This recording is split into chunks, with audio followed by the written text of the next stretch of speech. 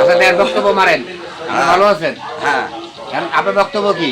আলহামদুলিল্লাহ। আমার এই যে ভাস্তাটা আছে, হ্যাঁ, ভাইস্তা কে বলে? বয়স প্রায় 28-29-এর মতন কাছাকাছি হচ্ছে। হ্যাঁ, টাকা পয়সার অভাবে ওনার বিয়ে হচ্ছে না। টাকা পয়সার অভাবে এই ছেলে? হ্যাঁ, এই ছেলে।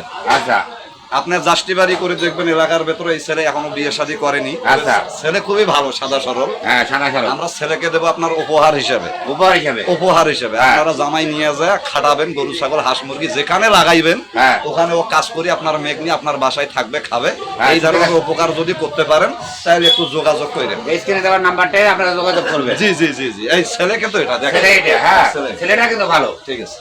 এর বাপ মা নাই? এর বাবা আছে প্রতিবন্ধী, এর বাপ চাচারা আছে, এর মা ঢাকায়। ঢাকায় আছে, মানে জি, জি। বলতে তার সংসারে পিছুটান বলতে কিছু নাই। নাই নাই নাই। আসলে আপনারা যেমনটি শুনছেন যে আসলে পিছুটান বলতে লোকেই চ্যাংরা কিছু নাই। যদি এরকম থাকেন যে আসলে একটা ঘর জামাই রাখবেন, তো অবশ্যই আমাদের স্ক্রিনে দেওয়া নাম্বারে যোগাযোগ করবেন।